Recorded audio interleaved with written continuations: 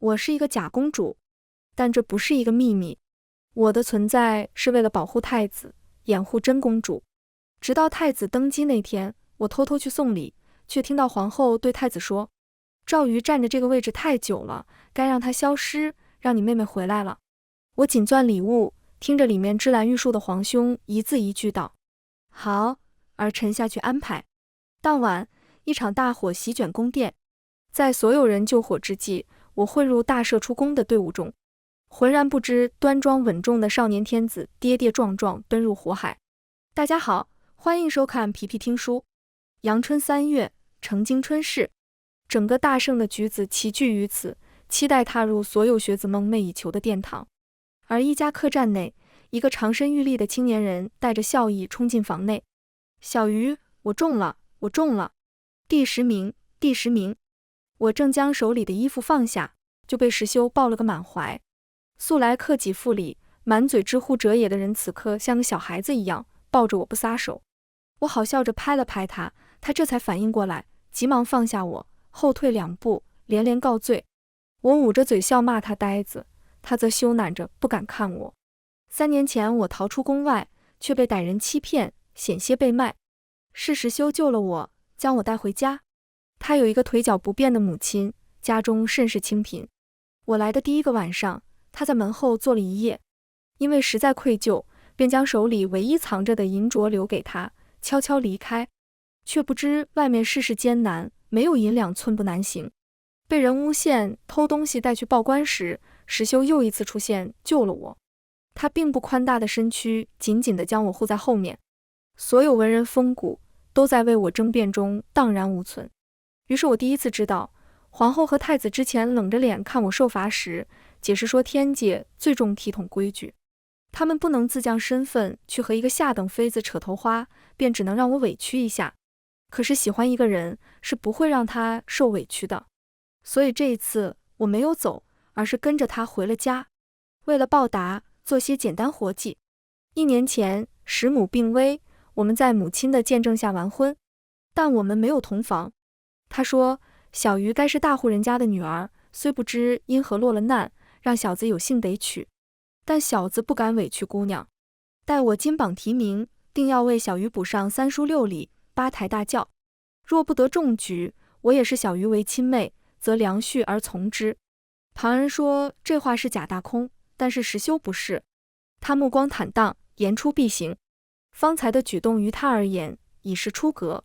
石修中举是个好事，但是我内心不安。3年前假死出宫，不久后就传来假公主鸠占鹊巢的消息。同年，真公主赵羿被迎入宫。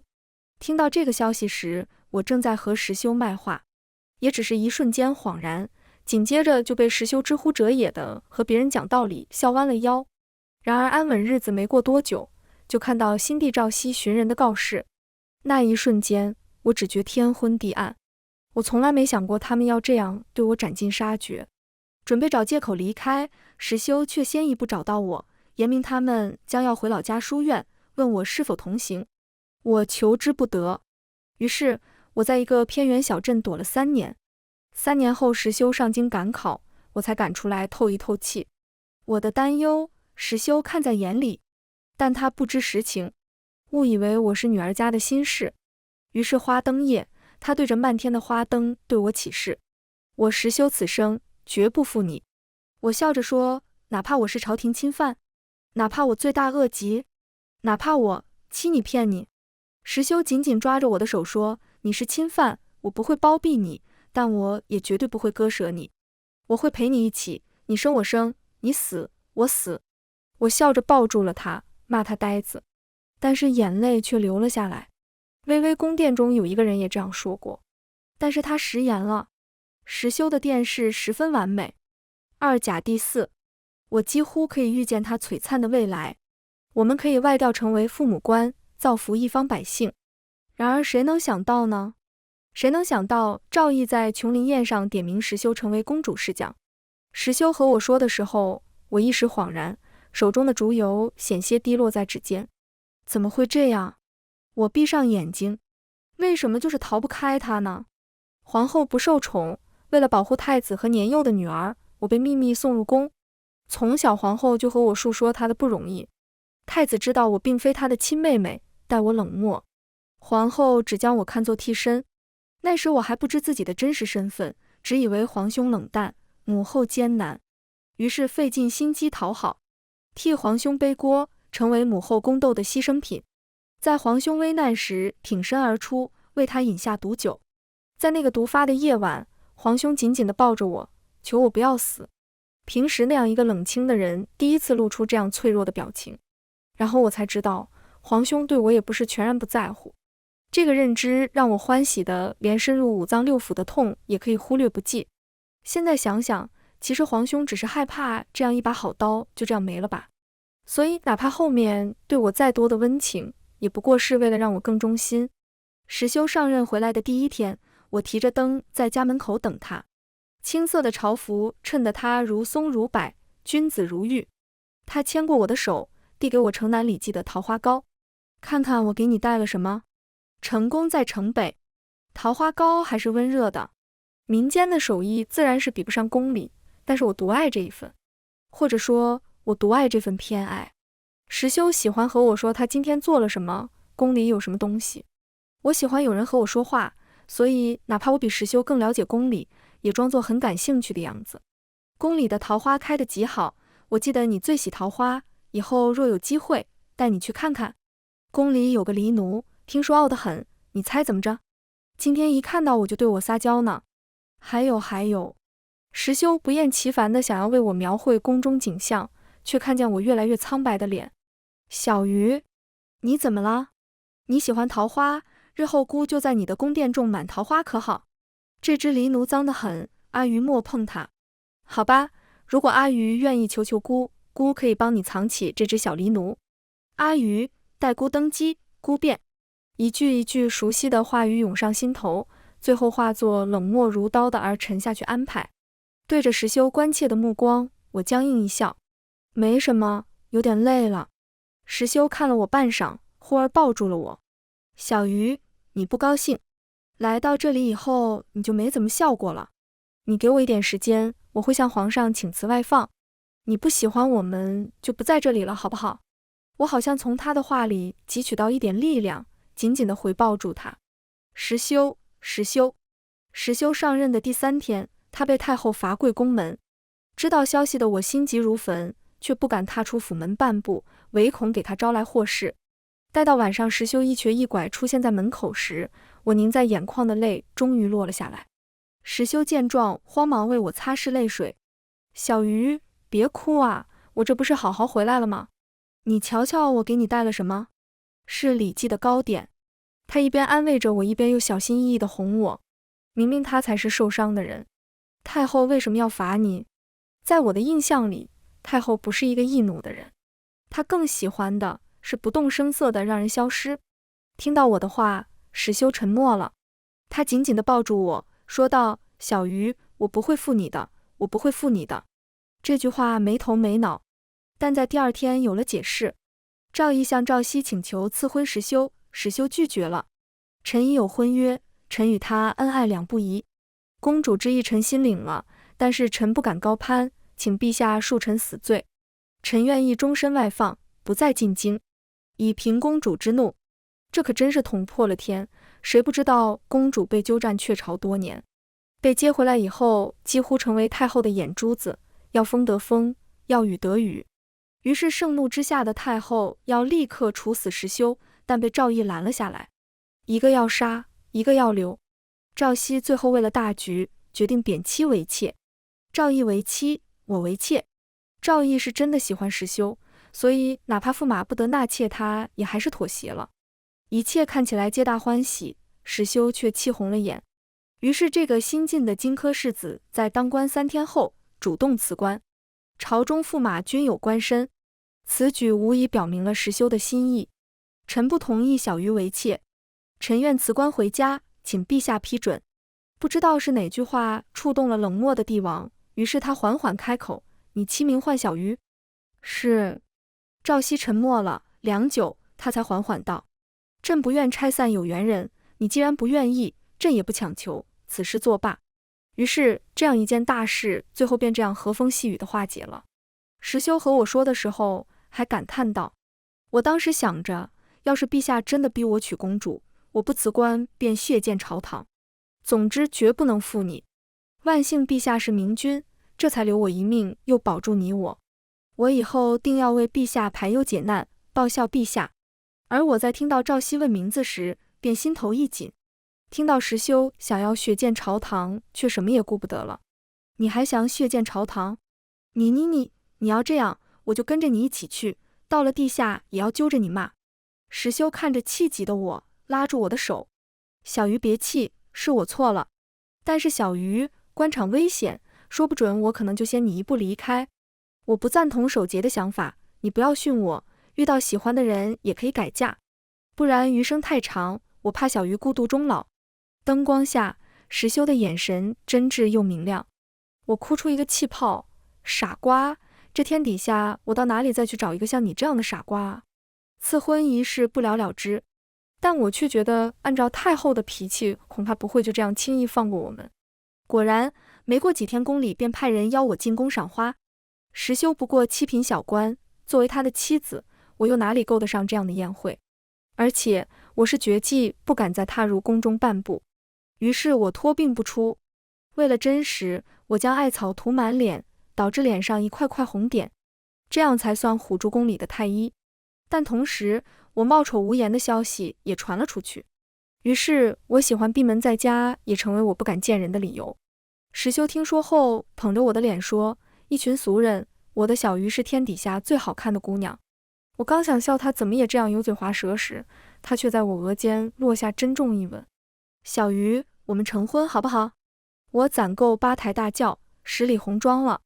石修的眼角泛着笑意，这样的笑意传染了我。于是我听到自己说好。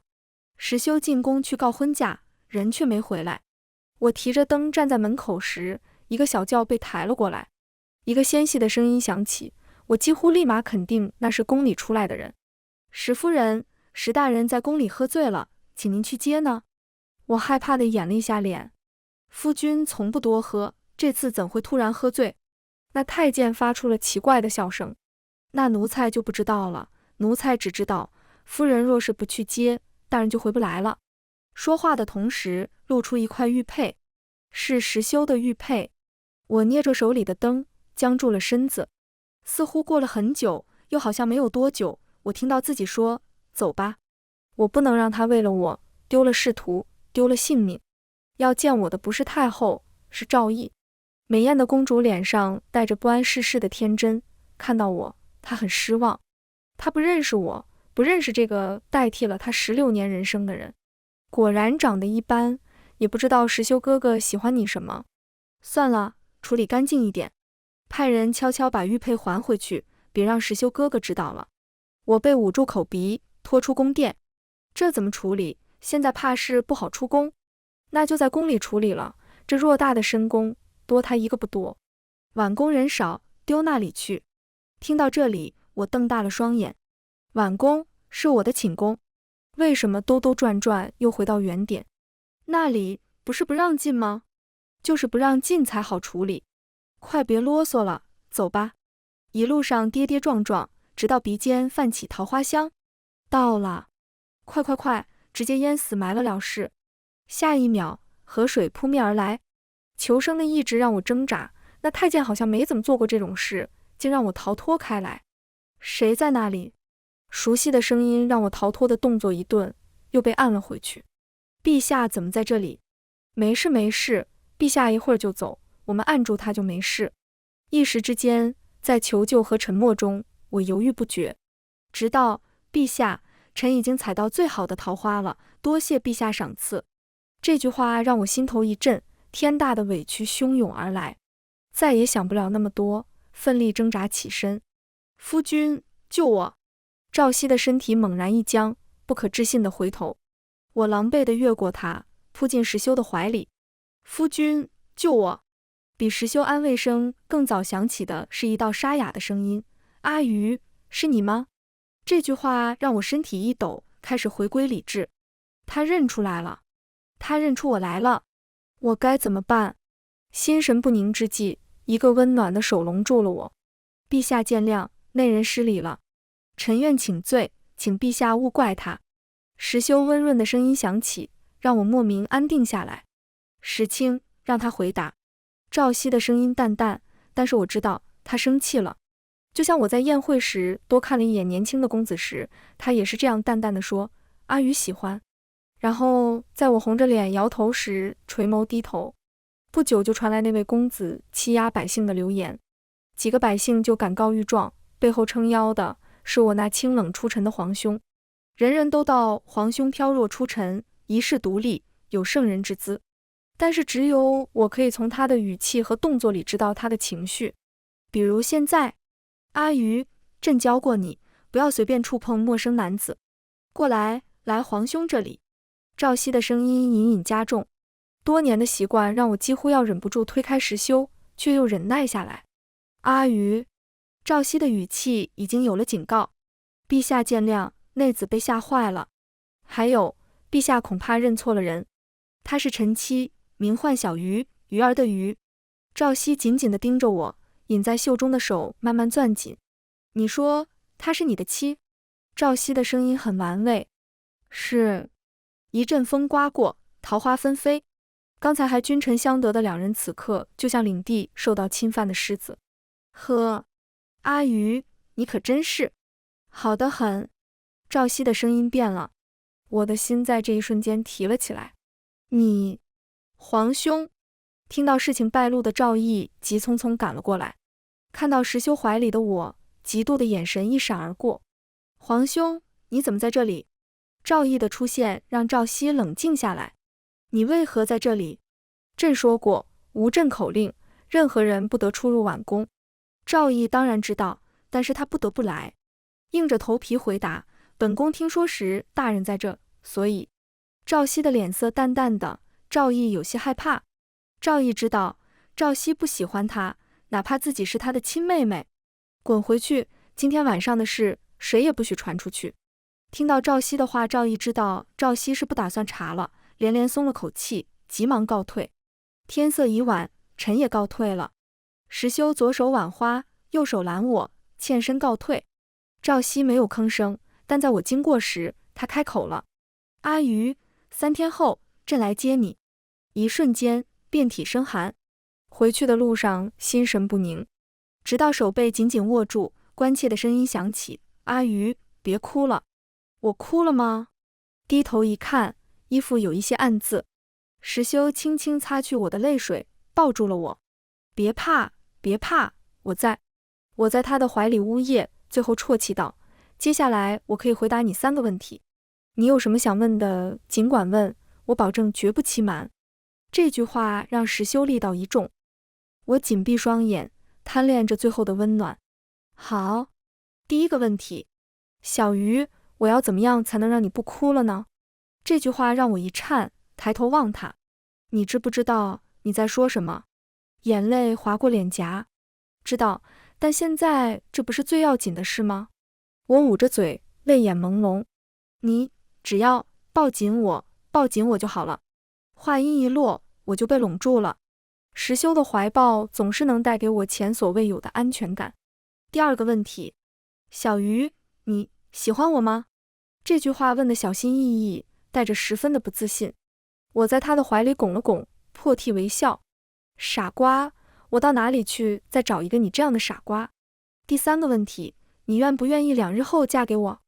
我从他的怀里起身，泪眼朦胧地看着他。你知不知道自己在说什么？他不会放过我。你会被我连累的，你会被我连累的。石修捏了捏我的手，笑道：连累什么？要说连累，也该是我连累了你。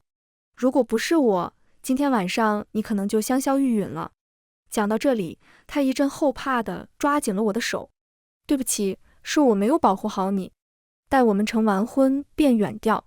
你可愿意陪我去穷乡僻壤之地？想到赵熙的话，我一阵胆寒。不行，我不可。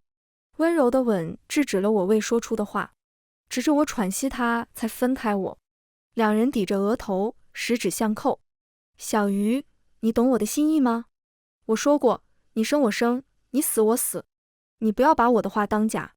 我知道婚房会很简陋，会委屈你，但我也顾不得了。对不起，对不起。我扣紧了他的手，两人就像垂死交颈的天鹅。我愿意，石修，只要是你，我愿意。哪怕婚礼简陋，哪怕只有一夜夫妻，但只要是石修，我就是愿意的。成亲的那天，仅有2个仆役观礼，婚服是石母早就准备好的，桂圆、花生是石修亲自买的，红色的灯笼挂在房门口，见证这桩隐秘的婚事。一拜天地，二拜高堂，夫妻对拜。被石修一步一步牵进新房，我也终于有了些羞涩。你坐会儿，我去分些喜糖给街坊，马上回来。我下意识地点了点头，然后就听到他浅笑了一声。红盖头下，我的一张脸更红了，直到脚步声远去，脸上的燥意才下来一些。不知过了多久，脚步声重新响起，感觉有一道目光直直地落在我身上，我又无端羞涩。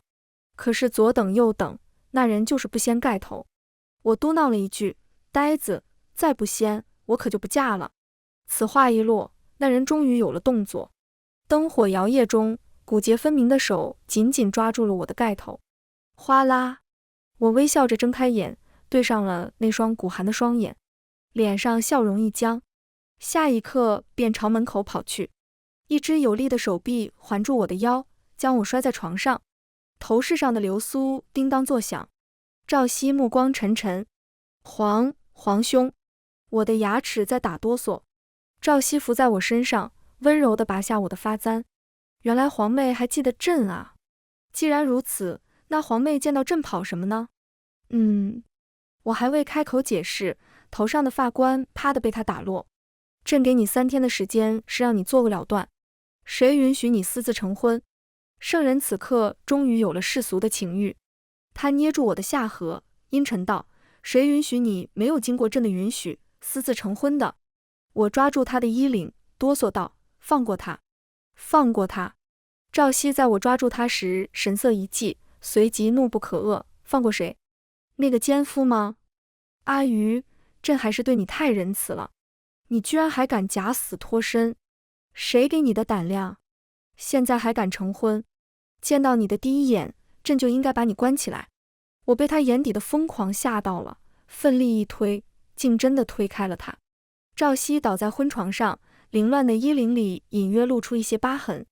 我跌跌撞撞朝门口爬去，背后响起一道凉薄的声音：你如果敢走出这个门，明天护城河就会多一具尸首。赵熙倚在床头，目光冷冷地看着我。我的婚服染了灰，发丝也凌乱起来，几步爬至他的脚边，连续以头点地：皇兄，陛下，是我错了，是我错了，你放过他，你放过他，他什么都不知道，他什么都不知道，是我错了。鸩酒、匕首、白绫，我都可以，求求你，你放过他。我的额头渗出血丝，却还在磕头请求他。赵熙不知何时蹲在了我的面前，挑起了我的下颌：阿鱼，你居然要为了他不要自己的命？你原来不是这样的，你原来不是这样的。我原来是什么样的？我原来可以为了他不要命。赵熙看着我，血流在他身上也毫不在意。朕不杀你，阿鱼。朕怎么会杀你呢？朕要阿鱼做全天下最尊贵的女人啊！我被赵熙带了回去。婉宫现在成了我梦想中的样子，桃花纷飞，狸奴自由奔跑。但是我没有去看过。宫殿内的装饰还和从前一样，但有些地方还是能看得出曾经被火烧过。服侍我的人是新来的工人，没有人知道我是曾经的于公主。他们唤我于夫人。夫人？我是谁的夫人？赵熙吗？当我问出这句话的时候，他沉默了一下，然后笑着说：当然不是。可在我松一口气时，他又缓缓开口：阿鱼当然要做贵妃啊。闻言，我瞪大了双眼。你说什么？赵熙无奈地拉过我的手，一点一点为我擦乳膏，去除手茧。朕知道这样委屈你，但是官员都认识你，官员得觐见皇后，贵妃不用。你放心，朕不会娶后，你是宫里最大的。我看着眼前自说自话的人，抽回被他抓紧的手。你知不知道自己在做什么？我是你妹妹，我是你妹妹。赵瑜接过手帕，擦拭手指。谪仙氏的人勾唇一笑，妹妹，阿瑜，你知道的，朕的妹妹，她叫赵毅，而你叫阿瑜，朕的阿瑜。他的眼神太炙热，让我不由得往贵妃榻上缩。你疯了，你疯了！赵熙抓住我后退的脚腕，将我拖至他的身边，紧紧扣住我。疯！阿瑜，从朕看见那场大火开始，朕就已经疯了。1000多个日夜，镇守着这一世的桃花，但你从来没有回来过，从来没有。现在你好不容易回来了，却奔向了其他男人。阿瑜，是你对不起朕，是你逼疯了朕，你得救朕，用你自己，就和从前一样。从前是什么样？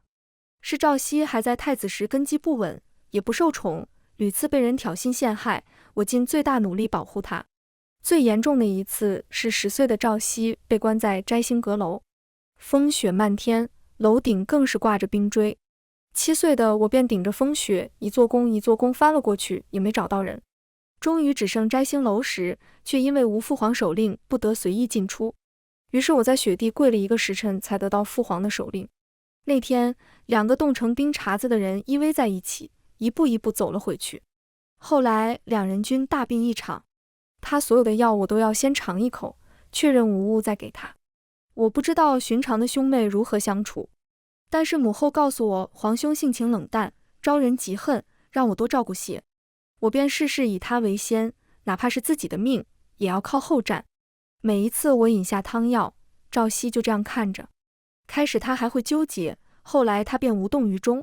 大概就是在那个时候，他知道了我不是他的妹妹吧，所以才能平静地看着我喂他试药。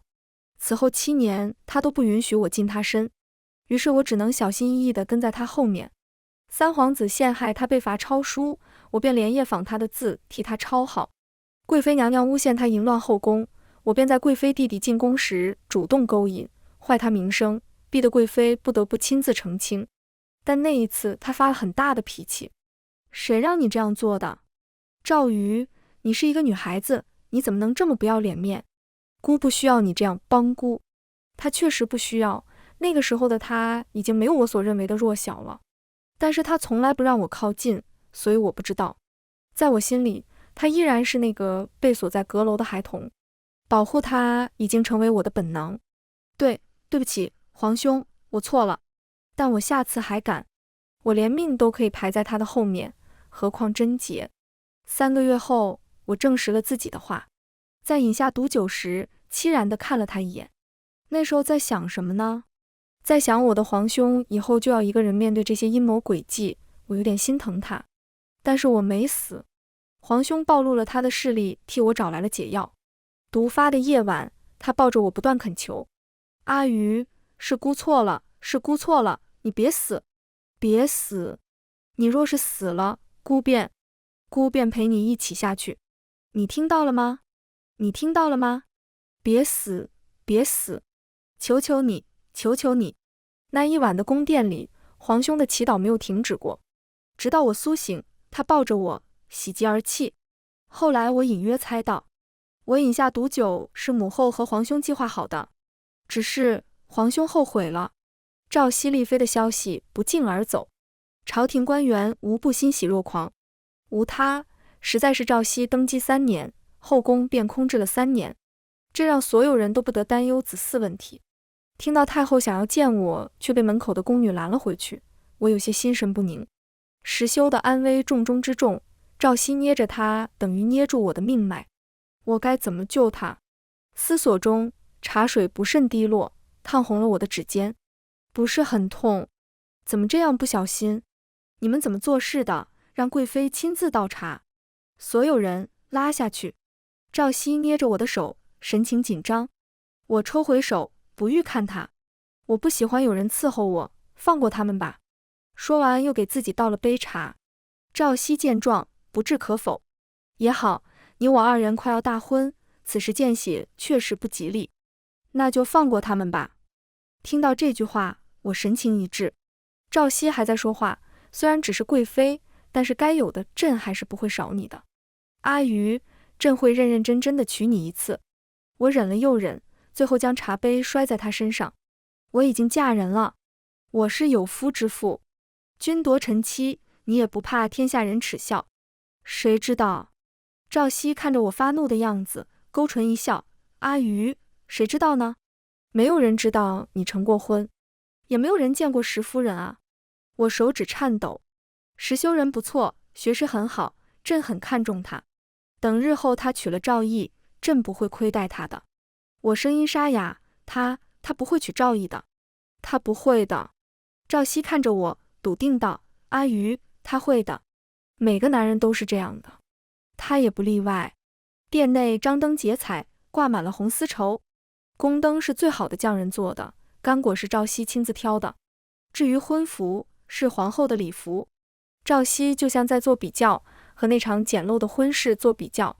他想赢，但是从他开始比的那一刻，他就输了。太后又派人来了，这一次不是要见我，而是借走了大半的宫人。紧接着没过多久，赵毅闯进来了。瞎了狗眼，本宫来见自己的皇嫂，你们还敢拦？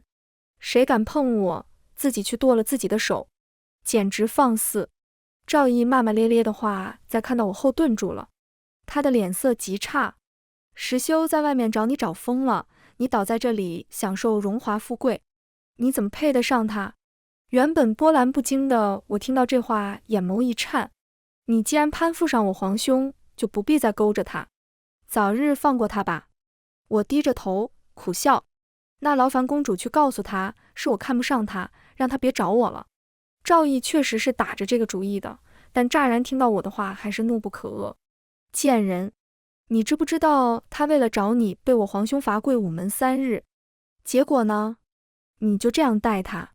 若非他求我，你以为我想来看你？此话一落，我的手握紧了。我直直地看着他。殿下，是我错了吗？是你要让石修进宫做侍讲，是你把我绑进宫里。如今造成这样的局面，不是正如公主所愿吗？公主还有什么不满意的呢？她还有什么不满意的？前世6年的荣华富贵我替她想了，阴谋诡计也替她受了。我不欠她的，但从我大火逃出宫，就应该是属于我自己的生活了。可她一句话又让我搅了进来。我何其无辜，石修又何其无辜，他什么都不知道，却在这里指责我们2个被他牵连的人。赵毅指着我，气到发抖。你水性杨花还怪我，真应该让他看看你的这副嘴脸。你这样的人配不上他。说完，甩袖离开。我收回目光，自嘲一笑。赵熙来看我时，我在发呆。他抱着黎奴，穿着月白长衫，恰如从前。阿谀，你不开心？我闭上眼睛，不想看他。姑魏石修和赵毅赐婚了，他同意了。你看，阿谀，男人都一样的。我的手抖了抖，最后冷笑。他为什么会同意，你不清楚吗？赵毅今天为什么可以进来，难道不是你默许的吗？皇兄，你多厉害啊！你想我死我就得死，你想我嫁我就得嫁。我明明也没有对不起你过，你为何就是不肯放过我呢？赵熙坐下，将黎奴放走，然后撩起我耳边的碎发，微微叹息。朕什么时候说过要杀你了？我拍开他的手，一字一句道：你登基的前一天，我来找过你。赵熙闻言，神色一僵。你是因为这个，所以才要离开？朕不曾想过杀你。母后想让你消失，朕亦有私心，但朕只是想给你换个身份。你能理解朕吗？赵熙小心翼翼地看着我。我低头看嬉戏的黎奴，半晌才道：那你放我走。赵熙脸色微变，忽而冷笑，说了这么多，你还是想走？我抬头望向他，你说你不想杀我，但是你又拆散了我和石修。皇兄，我不理解。赵熙看着我，咬着牙，那朕就理解了吗？阿谀，朕和你16年的情分，竟比不过你和他3年。阿谀，这不公平，这对朕不公平。看着他疯狂的神色，我选择缄默。感情的事哪来公不公平？那天到最后到底还是不欢而散。与此同时，我的生辰也快到了。哪怕赵熙对我再多生气，生辰那天他还是将我放了出来走动。桃花已经谢了，远远看见那个蓝色的身影时，我一阵心悸。石修瘦了，那2分的消减让他更显风姿。赵熙确实看中他，短短2个月，官升2级。石修穿青色是如松如柏，穿蓝色则是君子如玉。看到我，他的嘴唇翕动了几下。小鱼，我一惊，转身离开，却被一个大力拥入怀中。小鱼，石修紧紧地抱着我，就像失而复得的宝贝。我终于又见到你了。他的声音哽咽，我又何尝不是？但此时此地，显然不是叙旧的好时机。隔着石修，赵熙就这样冷冷地看着我。目光接触的那一刹那，我知道他生气了，两手慌忙推开石修。你先放开我！石修紧紧抱紧我。我不，小鱼，我不会娶公主，我也会救你出去。你要相信我，你要相信我。我当然信他，但我也得救他。石修，我看着赵熙，眼泪止不住的流。我骗你的，我从来没有喜欢过你。我死死抠着衣服。赵熙好笑地看着我，手指抹撒。我只是和陛下赌气。赵熙脸上的笑容幅度越来越大。我不和你走，你放过我好不好？话音一落，石修的手慢慢松开。赵熙在不远处垂眸看我，宛如谪仙。我一点一点拍开石修衣裳上的褶子，僵笑着说：走吧，以后都别来找我了。石修看起来要哭了。我别过头，推了他一把。走。小鱼，是我做错了什么吗？对不起，我不该同意娶公主。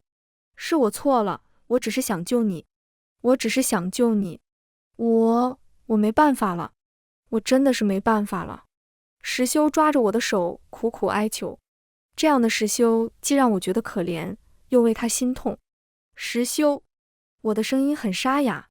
你没做错什么，我只是不喜欢你了。转身离开，身后是石修压抑的呜咽声。生辰宴的晚上，赵熙没有陪赵毅，而是和我安安静静地吃了一碗长寿面。阿鱼，赵熙撑着头看我，眼底有温柔的笑意。以后的生辰都让朕陪你好不好？我默然低头。他没生气，摸了摸我的头。赵熙的好心情是在第2天石修抗旨不娶公主截止的，一而再再而三地拒绝皇家婚事，这让帝王颜面扫地。再加上赵熙的某些私心，石修被贬外放做官，而远在深宫里的我却被蒙在鼓里，天真的以为石修只是被外调了。直到婚礼的那一天，我穿着嫁衣，头上顶着凤冠，被赵毅一步一步挟持到城墙。我当然是故意的。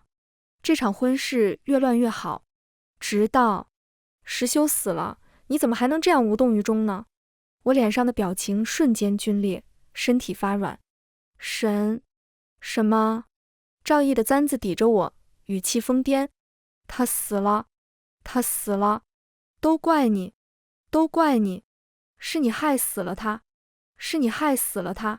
他如果娶了我，他会是驸马，他会加官进爵，他会福寿绵绵。但他现在死了，死在流民堆里，你也下去陪他好不好？说完，锋利的簪子就要刺下。赵毅，放开他！赵熙穿着喜服，腰间的络子松松垮垮，衣领也略带凌乱，紧张地看着疯狂的赵毅。听话好不好？以后还会有别的青年才俊的。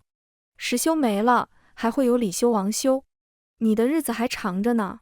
赵毅看着赵熙，嚣张的气焰下去了一些，手里握的簪子也离开了我的脖颈。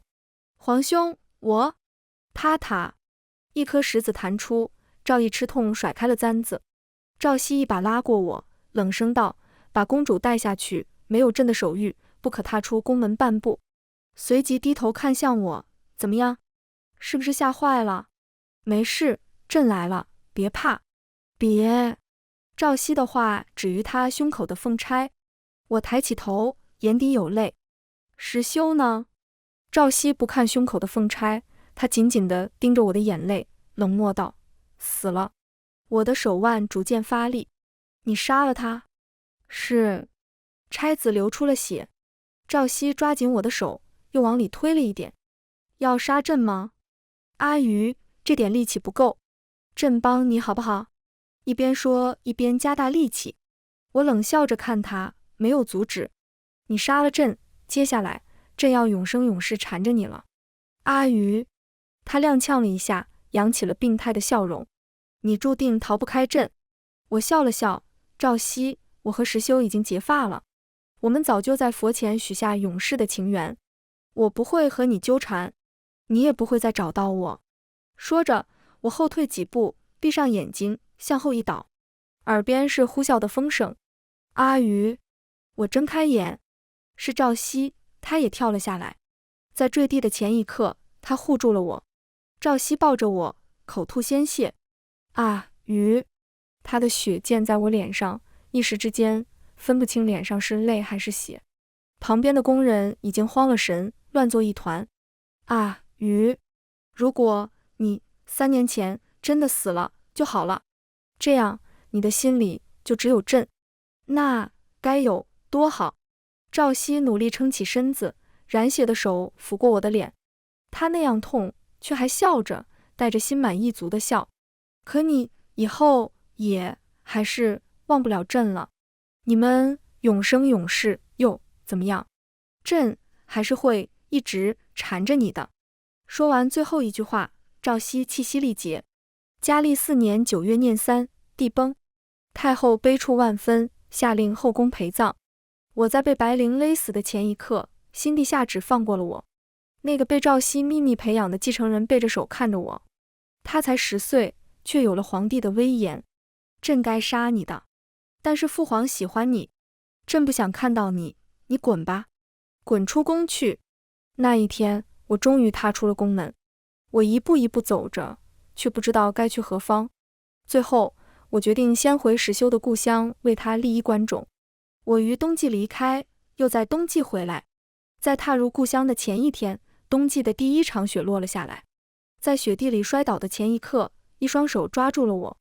我恍恍惚惚，低声应谢：“不客气。”熟悉的声音响起。我抬头一看，鼻头一酸，眼泪就这样落了下来。俊雅的书生手足无措地看着我，然后忽地也心疼道：“不哭了。”我捂嘴点头。冬天的第一场雪送回了我的爱人。翻外衣，石修在破庙醒来时，头上有一个血洞。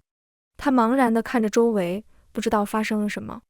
他不知道自己是谁，也不知道自己在哪里，他只记得自己好像要去找谁。可在他起身的下一刻，一个黑衣人跳了下来。去安县。什么？黑衣人面无表情道：“去安县，我家主子说的。6年后记得去科考。”说完，黑衣人一个踮脚又走了。石修看着眼前人，暗道这还真是个怪人。番外2，石修又要去科考了。我们已经成婚了，听到他要去科考，我的手抖了又抖。我不知道他6年前发生了什么，他忘记了一切，可现在他又要科考，我心中实在纠结。石修的才华是赵熙都认可的，我要让他埋没了吗？我这边茶饭不思，石修的学堂里却来了一位少年。石修好奇地看着眼前人，问道：“你想拜师？”少年应道：“是。家父生前对先生学识很是满意，特地叮嘱我来拜师。”哦。石修点了点头。想到自家夫人对自己科考欲言又止的样子，石修又看了看眼前人，内心叹道：“算了，只要自己的学生有出息，能够报效朝廷，这也算殊途同归。好，我收你为徒。”少年仙袍跪下，学生拜见老师。石修笑着抿了口茶，没有注意到少年腰间若隐若现的龙纹玉佩。全文完，皮皮听书，感谢您的观看，每天上新精彩小说，喜欢就订阅吧。